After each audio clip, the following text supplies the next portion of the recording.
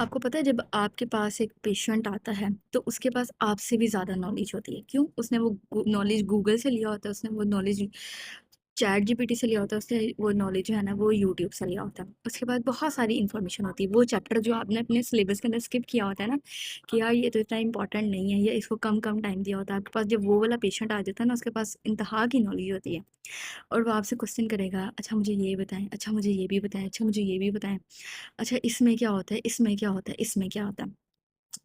तो इस तरह के पेशेंट को डील कैसे करना होता है, आपने पेशेंट को जो है ना वो बताना होता है कि देयर आर सर्टेन थिंग्स जिनको हम लेके चलेंगे। उसके अलावा उन्होंने ना ऐसी ऐसी सीवियर चीज़ें जो है ना वो पढ़ी भी होती हैं अपनी कंडीशन के बारे में, कि उनको लग रहा होता है कि हम तो भई मरने वाले हैं, ठीक है? हमारा तो कुछ भी नहीं हो सकता और हम इस डॉक्टर के पास गए हैं ना, आज हम इस फिज़ियोथेरेपिस्ट के पास गए हैं और वो पता है क्या सोचते हैं? वो कहते हैं हम एक सेशन के अंदर ऐसे फिट हो जाएँगे ना कि भई ये तो जैसे प्रॉब्लम एग्ज़िस्ट ही नहीं कर रही थी।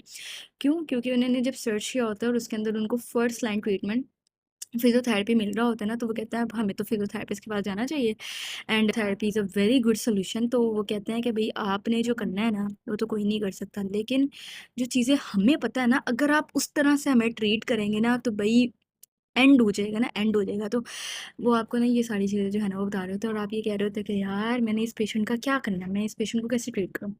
तो असल में जो है ना, आपने देखना होता है कि पेशेंट जब आपको बहुत सारी चीज़ें पूछ रहा है या बहुत सारी चीज़ें बता रहा है, तो उसमें से आपने अपनी जो एक हिस्ट्री टेकिंग फॉर्म बनाया होता है ना, उसको स्टेप बाय स्टेप फॉलो करना है। अगर पेशेंट बहुत सारी चीज़ें बता रहा है, ठीक है, तो आप उसे काउंटर क्वेश्चन कर सकते हैं कि अच्छा मुझे ये बताएं, मुझे ये बताएं। तो इवेंचुअली उसको अपने उस पॉइंट पर स्टॉप करना पड़ेगा और आपकी बात का जवाब देना पड़ेगा। फिर वो कुछ और बोलने की कोशिश करे, then you have to ask the others को एक्सप्लेन करना होता है कि भाई आप जिस कंडीशन से सफ़र कर रहे हैं इसके अंदर हमने स्टेप बाय स्टेप इस तरह से लेकर चलना है।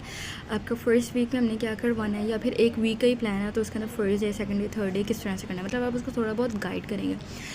पेशेंट जो है ना उसको लग रहा होता है कि आपने कोई ऐसी मशीन लगा देनी है ना कि पेशेंट तो बिल्कुल ठीक हो जाएगा, but you have to tell them